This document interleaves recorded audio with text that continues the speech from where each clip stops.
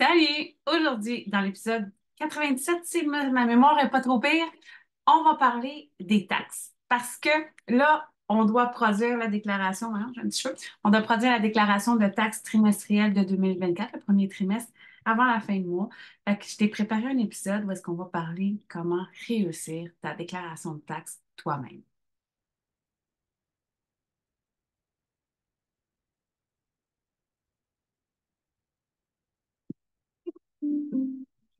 Hello, hello, bienvenue dans Sayab Tabiz. Tu l'attendais, enfin le retour du podcast qui fait vibrer tes chiffres, qui t'envoûte avec des déductions, qui te guide vers ta réussite financière. Je suis heureuse de t'accueillir. Ici Audrey, aka la diva des chiffres, comptable passionnée qui manie les calculs avec élégance et précision. En ma compagnie, tu vas découvrir les secrets les mieux gardés de la comptabilité, les subtilités fiscales qui peuvent changer la donne et les astuces pour gérer mieux tes finances, tant entreprise que pour ta vie personnelle. Chaque semaine, on va décortiquer ensemble des sujets essentiels tels que la gestion comptable d'entreprise, les stratégies d'optimisation fiscale, les conseils pour augmenter tes bénéfices et bien plus encore. C'est avec un très grand plaisir que je te souhaite la bienvenue.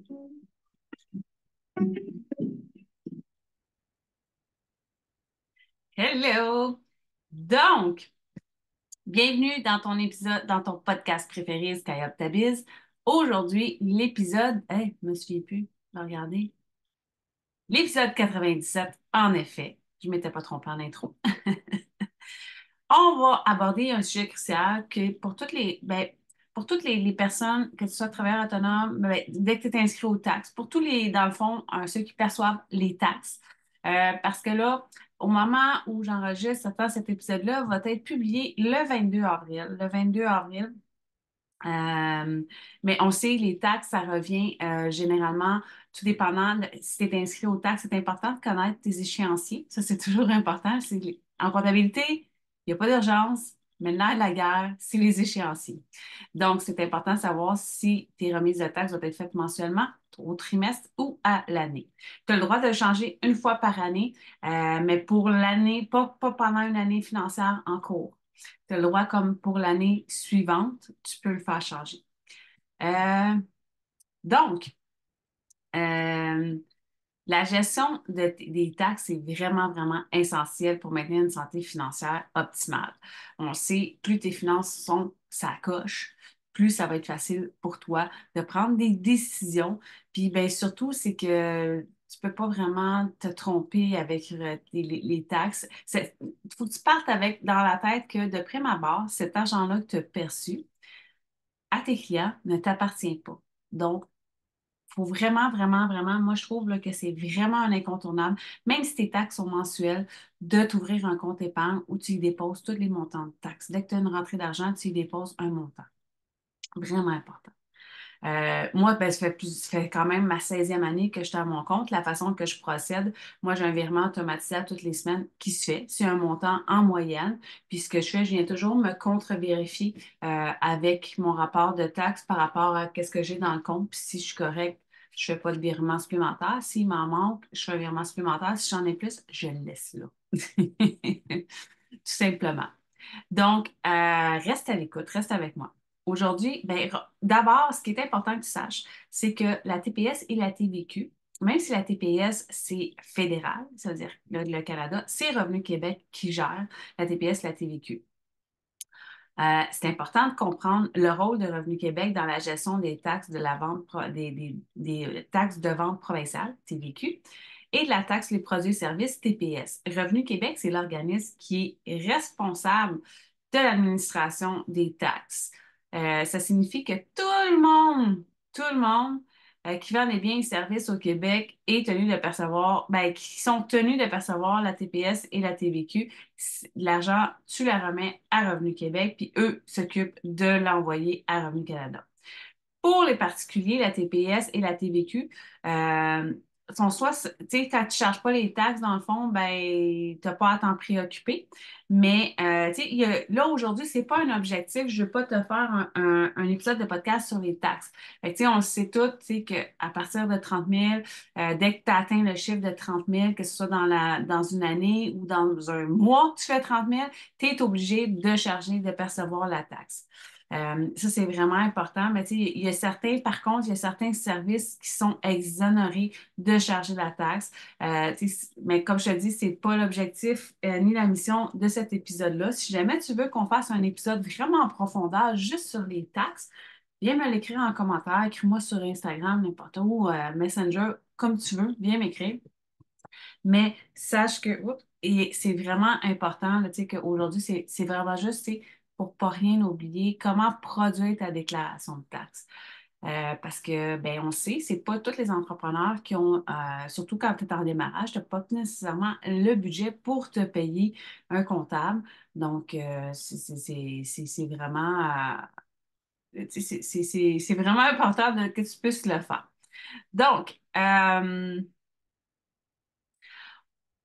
avant, je veux que tu saches parce que là, de plus en plus, on me pose, moi, cette question-là revient souvent parce que, ben, il y a la méthode simplifiée qui gagne de plus en plus en popularité. La méthode simplifiée, si je te résume ce que c'est la méthode simplifiée, c'est que là, ils vont t'envoyer, tu sais, ils vont t'envoyer des pourcentages. Il faut juste que tu retiennes ces pourcentages-là. Puis qu'est-ce que c'est la méthode simplifiée? C'est que plutôt que de tout calculer, de tout inclure, tu y vas par un pourcentage. Tu ne peux pas inclure, tu as certaines exclusions telles que tes frais fixes. Frais fixes, qu'est-ce que c'est? Mensuel, c'est, mettons, le loyer, le téléphone. Tu ne peux pas calculer les taxes sur les frais fixes parce que c'est inclus dans le pourcentage. C'est un pourcentage, ça varie pour les ventes, ça varie entre 1,8 puis 3,6 selon la situation que tu ajoutes à tes ventes. Puis après ça, tu viens soustraire à tes achats. Puis tes achats, le taux, c'est entre ben ça, c'est la TPSQ. Ça, c'est la TVQ 1,8 à 3,6. Au niveau de la TPS, c'est 3,4 entre 3,4 et 6,6 mais ça dépend vraiment. De toute façon, ils vont t'envoyer, ils vont tout te l'expliquer, ils vont t'envoyer une lettre dans ton ClickSecure, un courriel, pour t'expliquer c'est quoi ton taux. Puis après ça, sur tes achats, tu viens calculer 1 sur la partie admissible. Enfin bref, c'est juste c'est qu'au lieu de prendre de tout calculer, tu viens juste faire un pourcentage. Euh, de là à voir c'est quoi ça peut être avantageux. Je t'inviterais peut-être à aller faire tes recherches parce que comme je te dis, c'est pas l'épisode du podcast aujourd'hui, c'est vraiment pour faire la production parce que là, on est proche du délai, puis ce que je veux, c'est que tu sois capable de faire la production de taxes. Donc, on va aller tout de suite dans le vif du sujet, les étapes pour produire ta déclaration de taxes. Euh, de façon précise et complète. Avec les technologies, produire une déclaration de taxes est devenu de plus en plus accessible. Toutes les plateformes en ligne permettent aux contribuables de soumettre des déclarations de taxes électroniquement, mais c'est important que tu comprennes la façon dont le calcul se fait. Parce que l'informatique, oui, ça a beau être de plus en plus avec l'intelligence artificielle, de plus en plus intuitif, mais ça ne remplacera jamais un humain. Il va y avoir des fois des erreurs. Tu sais, comme je pourrais te mettre le lien vers cette vidéo-là. L'erreur numéro un que je remarque dans, je te dirais, facilement 95 soit des consultations, appels découvertes ou nouveaux mandats que j'ai. Le problème existe, c'est au niveau des frais de représentation. Il n'y a pas de taxe qui a été configurée dans le logiciel parce que les frais de représentation, ce n'est pas le même taux au niveau des taxes qui sont admissibles. Fait que ça, c'est vraiment important. Je vais te référer à cette vidéo-là. Je vais juste me le prendre en note.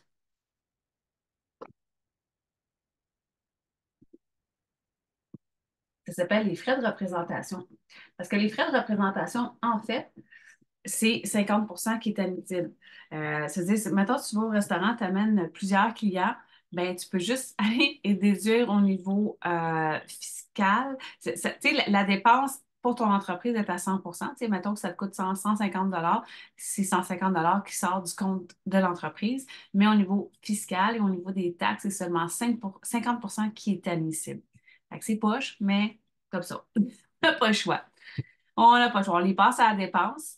Sauf que, tu sais, c'est ça. Donc, là, ce qui est important, première étape, là, avant de faire les taxes, il faut que tu aies rassemblé tous tes documents. Puis si tu le fais de façon électronique ou si tu le fais, tu sais, à calculatrice, dans un fichier Excel, peu importe comment tu le fais, il faut que tu aies compilé toutes tes données. C'est vraiment important de bien séparer les ventes des achats, puis de t'assurer dans les achats, ça, je le répéterai jamais assez, il faut faire attention. Les achats personnels, euh, on peut, tu sais, la compagnie peut payer des achats personnels, sauf que tu ne peux pas inclure les taxes. C'est-à-dire que, exemple, euh, je m'achète un morceau de linge, je le passe, je décide que c'est la compagnie qui me le paye parce que j'ai un shooting photo. Fait que la compagnie va. Non, c'est pas un bon exemple. J'essaie de trouver un achat personnel, puis là, ça ne me vient pas comme ça. Enfin bref, un achat personnel, la compagnie paye un achat personnel de 150 taxes inclus. Mais oui, à la dépense, ça va être 150 mais ça va être pour tu sais, une avance qui a été faite à l'actionnaire. Bien, ça, c'est quand on parle d'une incorporation, mais on ne peut pas réclamer les taxes qui ont été payées sur 150. Ça, c'est sûr et certain parce que ça a rapport à des achats personnels. Exemple, je ne sais pas, moi, tu t'achètes un chien, c'est clairement personnel. Puis le chien, ben, il y a des taxes. Oui, il y a des taxes. C'est en animalerie, il y a eu des taxes. Exemple. N'importe quoi. Peu importe. Fait que là, un coup que tu as tout bien compilé tes choses, là, c'est important. Là, je vais encore te faire un petit bémol. C'est important de bien conserver tous les documents, les factures, les reçus, de bien les conserver. Euh, petit, une autre petite parenthèse, tu sais, on utilise beaucoup des QuickBooks, des Sage Cloud, des choses de même, des applications comptables qui sont nuagiques. Il faut juste faire attention de ne pas conserver les reçus exclusivement dans cette plateforme-là. Pourquoi? Parce que si dans 2 ans, tu décides que tu fermes ta compagnie, tu vas ailleurs ou que, je sais pas, moi, tu pars sur un autre projet, peu importe, puis que tu fermes, tu cancelles ton abonnement, tu t'arrêtes ton abonnement, bien là, ce qui arrive, c'est que toutes tes pièces justificatives sont prisonniers là-dedans. Fait que qu'est-ce que tu vas faire? Tu sais, si, dans le cas quand Revenu Québec va te demander des copies de tes reçus, ou peu importe si tu as besoin de te référer, tu sais, tu vas tout le temps être dans le trouble. Fait que c'est mieux, tu sais, moi, je les mets, je joins toujours les copies des pièces justificatives dans la plateforme et j'ai toujours un backup à l'extérieur de la plateforme sur un cloud, sur mon serveur pour justement m'assurer que je ne suis pas prisonnière de l'application ou le logiciel avec lequel j'ai décidé d'aller pour ma comptabilité. Ensuite de ça, quand tu as tout comptabilisé, tes ventes, là, tu as besoin de savoir combien tu as fait pour la période de déclaration, combien tu as fait en vente, combien tu as perçu de TPS, combien tu as perçu de TVQ, combien tu as fait d'achats, combien tu as payé de TPS sur tes achats et de TVQ sur tes achats. Tu as besoin de ces informations-là pour pouvoir compléter ta déclaration de taxes. Là, je te parle de la déclaration de taxes traditionnelle. Ensuite de ça, tu vas accéder, ben, maintenant, on n'a plus le choix. Il faut le faire via ClickSecure. Tous ceux qui étaient encore papier, ils n'ont pas le choix de s'inscrire. S'ils n'ont pas le choix de prendre le virement, comme le Québec les a obligés, ils en donnaient tout simplement plus de formulaire, ils disaient inscris-toi en ligne. C'est ce que beaucoup de mes clients se sont fait dire. Puis beaucoup étaient très malheureux de ça, mais moi, je trouve que il y a un gain de temps vraiment énorme, puis c'est ça. Euh, Dans le fond, là, ce que tu vas faire, tu vas aller accéder à la plateforme en ligne de Revenu Québec. Puis quand tu arrives dans ton accueil, ben, tu le vois déjà dans l'accueil, qu'est-ce que tu as à produire. Euh, Fait que c'est relativement assez simple. Tu y vas par clic. Puis là, tu suis les instructions. Je sais que moi, j'ai beaucoup de clients tu sais, qui ont peur, honnêtement, d'aller le compléter eux-mêmes sur ClickSecure. Mais honnêtement, moi, quand je leur envoie leur rapport, c'est tout bien décortiqué. Je mets même les montants, je mets même parce que ça fonctionne. Tu sais, la ligne 101, mais c'est toutes tes ventes. Tu sais, la ligne 103, c'est toute la TPS. La TPS ou la TVQ que tu as perçue? La TPS. Tout le temps la TPS qui est en premier. La TPS que tu as perçue sur tes ventes. Et ainsi de suite. Fait que moi, j'ai comme le numéro de case avec le montant qu'il doit inscrire. Puis par la suite, ben, quand tu arrives à t'as tout fait, moi, je m'assure toujours que ce que j'avais calculé versus ce que j'ai à l'écran, c'est le même montant. S'il y a un écart, je vais valider pourquoi il y a un écart. Puis, s'il n'y a pas d'erreur, ben, je vais te transmettre. Puis là, tu as une petite case à cocher. Tu transmets et j'imprime. très important. J'imprime en PDF, je vais imprimer le numéro de confirmation que ça a été transmis. On ne sait jamais, une erreur, un bug, on veut être certain de ne pas avoir des pénalités, des intérêts. Vaut mieux le faire pour rien que ne pas le faire puis être pogné à payer des intérêts, des pénalités auxquelles normalement on n'aurait pas dû être chargé. Euh, et puis, ben, par la suite, habituellement, c'est sûr et certain que tu veux devoir payer des taxes. Pourquoi tu veux devoir payer des taxes? Tout simplement parce que si tu reçois des taxes, ça veut dire que ton entreprise est déficitaire. Puis on ne veut pas être déficitaire. On ne se part pas en affaires pour être déficitaire. On se part en affaires pour faire des sous. Fait que si on veut avoir, de l'argent, ben, si on veut faire de l'argent, ben, il faut payer des taxes. C'est tout. C'est tout. Il faut le voir comme ça. Concentre-toi sur tes ventes, concentre-toi pas sur ce qu'il faut payer. Bien, concentre-toi pareil sur ce qu'il faut payer. C'est important, de le garder en tête, mais tu comprends ce que je veux dire. Euh, Là, je t'ai parlé, comment le faire étape par étape. Tu vois, c'est relativement simple. Mais malgré ça, moi, pour plusieurs clients, c'est moi qui vais faire la déclaration dans le ClickSecure parce que le client ne veut pas s'en occuper. Puis honnêtement, quand je suis rendue à y envoyer son rapport de taxe, le temps de le monter, c'est quasiment, ça va aussi plus vite si je vais directement dans son ClickSecure le faire. Puis après, je me suis créé un modèle de courriel dans mon Outlook que j'envoie avec son code de paiement, that's it, that's all. Puis lui, après, ben, le client, après, quand il a payé, ben, il m'envoie la preuve de paiement, that's it, that's all. L'affaire est, tout est bien correct. Euh, là, c'est les étapes, là, dans le fond, pour le faire en ligne. Fait que tu vois, c'est quand même, honnêtement, c'est vraiment simple. C'est sûr que pour des raisons de confidentialité, je ne peux pas te faire de capture d'écran. Parce que, ben, c'est ça, parce que sinon, il y a des informations qui sont confidentielles que je ne peux pas te montrer. Euh, Là, je t'ai sorti trois choses, 3 points à éviter, les erreurs courantes. De garder que tes dossiers soient imprécis, qu'il manque des documents dedans. Euh, Ça, c'est parce que dès que tu vas te faire vérifier, tu vas te refaire cotiser, puis tu n'aimeras pas ça, tu vas avoir des intérêts, des pénalités, des choses comme ça. Fait qu'il faut que tous tes registres soient hyper détaillés. Assure-toi, d'avoir toutes les pièces justificatives, puis que ça soit vraiment, là, quand tu fais ta déclaration de taxes, sors ton grand livre dans tes rapports, puis viens backer ça avec ta déclaration de taxes, c'est beaucoup mieux. Puis si, exemple, pour être certain de ne pas aller commettre d'erreurs, puis de faire comment je te dirais, de pas d'aller fucker tes livres, ben ferme tes comptes, ferme ton mois.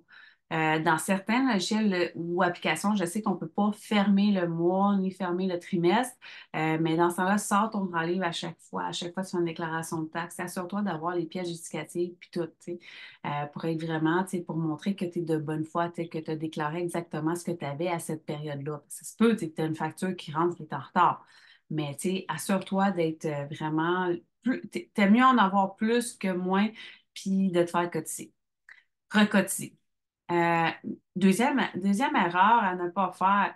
Il y en a beaucoup qui ne veulent pas aller vers les outils en gestion financière, des outils comme, je t'ai créé une checklist étape par étape. Tu pourras la downloader ici. Euh, Tu pourras aller la chercher. Je vais te mettre le lien dans la description. Mais c'est vraiment important, de pas, de pas sauter d'étape. Quand tu fais ta déclaration de taxes, puis elle est vraiment faite de façon pour ne pas que tu oublies absolument rien. Puis, tu sais quoi? Elle coûte 0 $. Fait qu'elle est gratuite, je la donne. C'est mon cadeau de printemps. Fait que c'est mon cadeau de printemps. Fait que n'hésite pas, va la télécharger, puis utilise-la. Euh, Puis, puis comme je te dis, c'est ça. C'est là pour ça. Fait que vas-y, lâche-toi lousse. Troisième erreur, j'en ai parlé un petit peu tantôt, fais attention aux dépenses personnelles. Euh, Tu peux inclure tes dépenses personnelles dans les livres de la compagnie, mais il faut juste faire attention à la façon qu'ils sont comptabilisés. C'est vraiment une avance à l'actionnaire. Si tu es enregistré, ben, ça s'en va tout sur tes impôts personnels. Tu le mets pareil en avance à l'actionnaire, ton comptable à la fin de l'année, il va s'arranger avec ça. Mais c'est vraiment important que tout ce qui est payé, tout ce que l'entreprise paye pour toi, pour tes besoins personnels, de ne pas réclamer les taxes. Très, très, très important. Parce que ça va malheureusement déclencher un examen de Revenu Québec. Puis, ben, s'ils en trouvent trop ou qu'ils sont pas contents, ça se peut qu'ils viennent te vérifier chaque année pour un petit bout. Fait que fais attention. Petite astuce rapidos dans QuickBook. Dans QuickBook, c'est hyper simple. Au pire, si jamais ça t'intéresse, écris-le. Je te ferai une vidéo, je pourrais te faire une vidéo avec l'entreprise fictive de QuickBook. Comment faire pour aller chercher le rapport de déclaration de taxes dans QuickBook, comment faire la comptabilisation du rapport du paiement des taxes, comment faire quand il y a des intérêts qui t'ont été chargés parce que tu as payé en retard. Ça aussi, c'est important. Fait que je vais tout te montrer ça, comment qu'on fait ça. Ça va me faire plaisir. Puis, ben, c'est ça. Fait que dans le fond, tu sais, si jamais ça te tente, tu as juste à me l'écrire. Mais tu vois, c'est super simple dans ton menu de gauche. Tu vas dans rapport de taxes.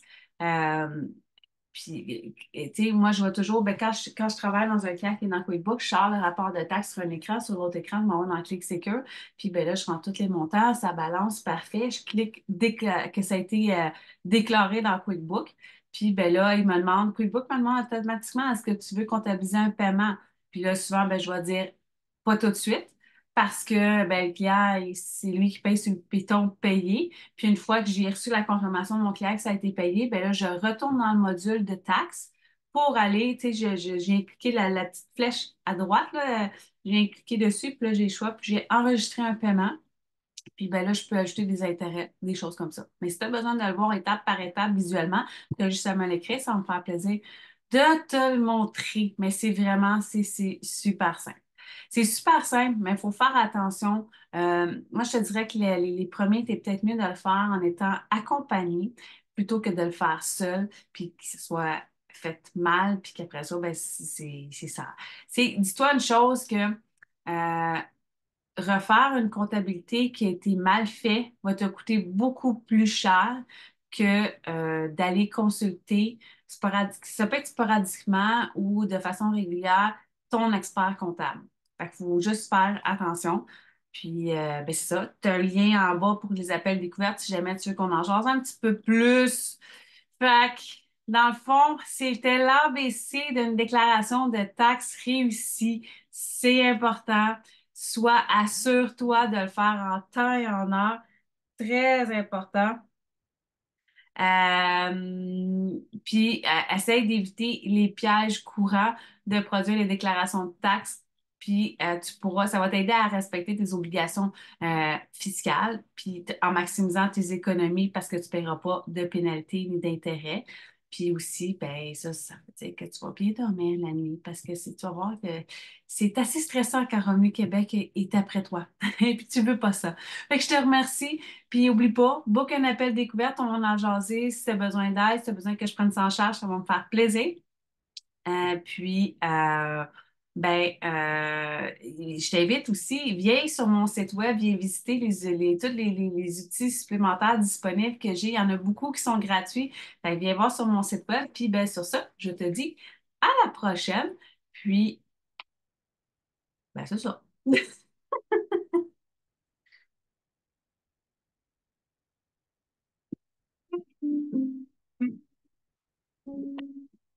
Voilà, chers auditeurs, toujours un plaisir d'avoir partagé ce moment avec toi et j'espère te retrouver la semaine prochaine dans un autre épisode de podcast. Rappelle-toi que tes finances personnelles et ta comptabilité sont ta priorité et sont le cœur de ton entreprise. En appliquant tous mes conseils, tu seras mieux préparé pour gérer tes finances et ta comptabilité, éviter les écueils courants. Et merci de m'avoir rejoint. On se retrouve bientôt pour encore plus de conseils financiers et comptables. Prenez soin de ton entreprise et à bientôt.